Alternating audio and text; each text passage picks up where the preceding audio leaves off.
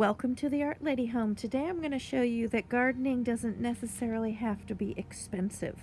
And I'm talking about the two large teal planters that I have here outside my front door. And I filled them up this spring with some very inexpensive garden plants, and that's what I'm going to talk to you about today. I'm going to show you what it looks like in the front here. I'm going to come over this way. Now, the plant pots I purchased for clearance a couple years ago when I was redoing my pool. And they were sets of 4, I believe. And the sets of 4 ran $39 to $59, depending on when I bought it. Because I watched, and as it went down in clearance, I kept on going back to the store buying more of those sets. So if you search clearance, you can buy pretty good sized pots for cheap. And again, that was a set of 4 of them, and those are the larger size. I don't know if I have any of the smaller out front. I don't think I do. But what I did is I planted up them with some garden, very inexpensive garden plants, and I'm going to go into detail now on what I have in these pots. But it pretty much makes a really nice statement as you come into the front door. And the largest plants that are in there, the red, are Canna Lilies. Canna Lilies, C-A-N-N-A lily, Canna Lily. And those come in all different size pots, and actually right now at Lowe's, I believe I saw some for $3.98 for a very small pot. Now this was a larger size pot. These are their regular $10 a pot size right now. And I believe when I bought them around Christmas time, and I got them on clearance for $4 a pot. So these giant red flowers here are between $4 and $10 a pot. And these flowers, the Canna Lilies, they will come back year after year, and they flower quite a long time. What I do is I clip off the flowers after they fade, and then new come back. And these have been flowering on and off since December. Like I said, I purchased them in December. So those are the Canna Lilies. And this one is a type of a Canna Lily that has a variegated leaf. It's little magenta and green, and I think that's real pretty. So I was happy to pick those up on clearance. Now they do have bright green leaves, or you can get some that have green and another dark green stripe. They're all different kinds of Canna Lilies. I've had these before here in the south, and they do really well. I've had the orange ones, and these are more of a red orangey color. So that's the first one. And what I do is I like to get something that gives height when I do my planters. And especially in the front yard here, you want something that has nice height. And if you have a larger planter, like these 2 large planters here, you want something that's pretty tall to fit the bill for your planter. So something tall to put in your planter. And then I always put things that spill over. And here I have the dark purple vine right here. This one, that is a sweet potato vine. And actually, it has a flower on it. Here's a little close-up of that flower. And again, it is wilted quite a bit from this afternoon heat.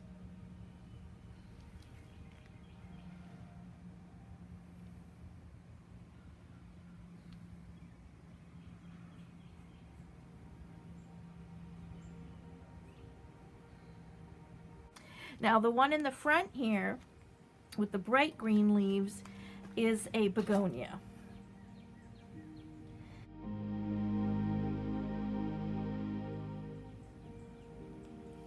Now here is another color sweet potato vine, and this is a brighter color sweet potato vine here. So they come in different colors. Now I also have some Dianthus.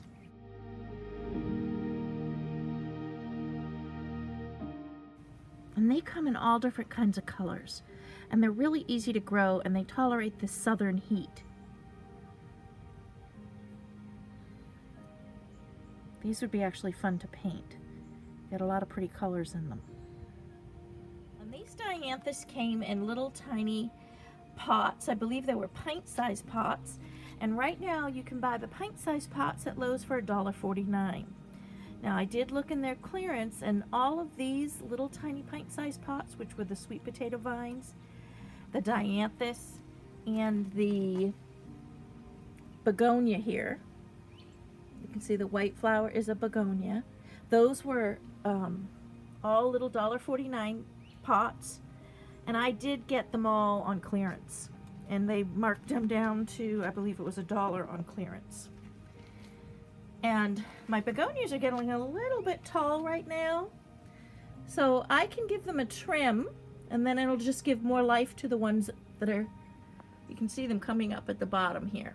So if you trim them up and take care of them, then they will continue for several months. Now I may move some of this into the backyard once summer comes into full swing here, because my front yard is gets quite hot. The Canna Lilies will do fine here, and the sweet potato vines will do fine, and the Dianthus will do fine. The Begonias, it may get a little bit too hot for them. And when I do my pots, I don't overcrowd. I just put enough plants in to make the area look good. And I anticipate the growth of the plant. Like, I know that the sweet potato vines are going to grow down and over. And once that happens, my little Dianthus are going to start growing up and getting a little bit taller. And then the Begonias will get a little bit taller as well.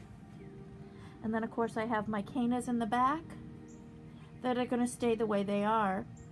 And I do trim the bottom leaves out on the Canna as they grow, so that they're not shading out the bottom plants. And in a few weeks' time, everything's going to just fill out beautifully. So we need to have patience. I don't believe in cramming packed the planters with expensive plants and then having everything die. So within a few weeks, everything's just going to pop up anyways.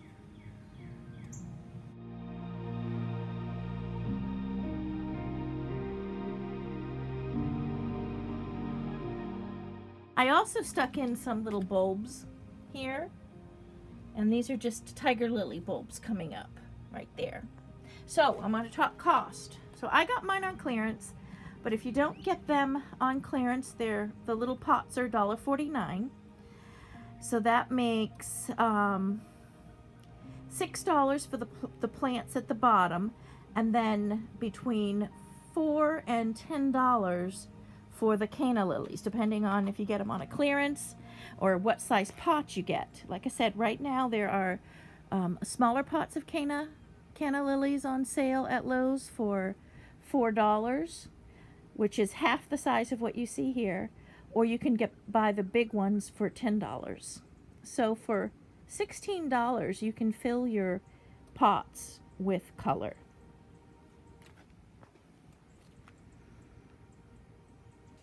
And what I paid was $4 for the Canna Lily, and $1 each for the plants at the bottom. So $8 for each of my pots that were on clearance.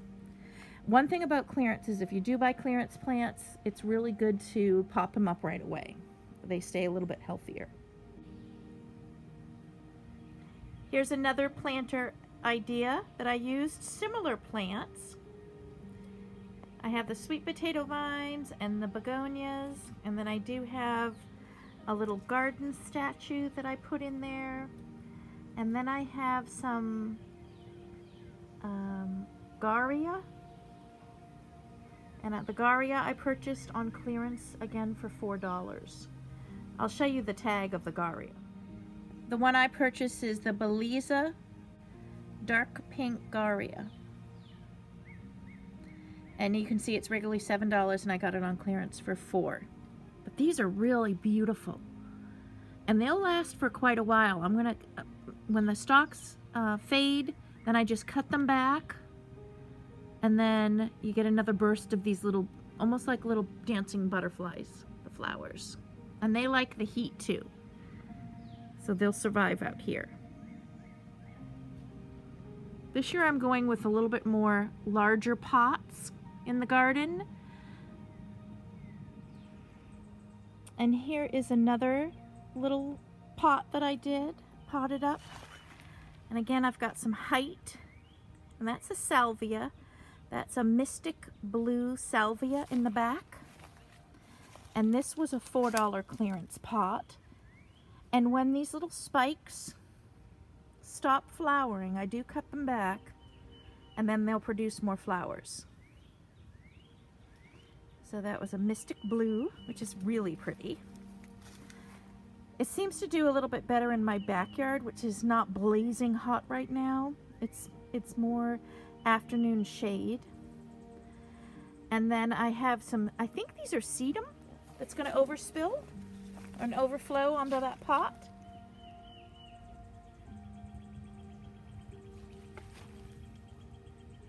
Those are really pretty and easy to grow. And then I have some zinnias, and those were the dollar plants, the zinnias. And then I have some daisies that I planted in the back here. And they haven't taken off yet, right in here. But these will spill out and get to be a pretty big size plant. And then there's also one behind here.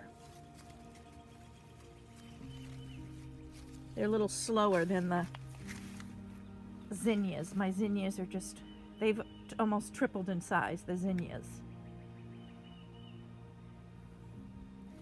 That's a pretty combination because that sedum has that bright green, which I really love. And I'll take clippings off that sedum and move it to different places as it roots.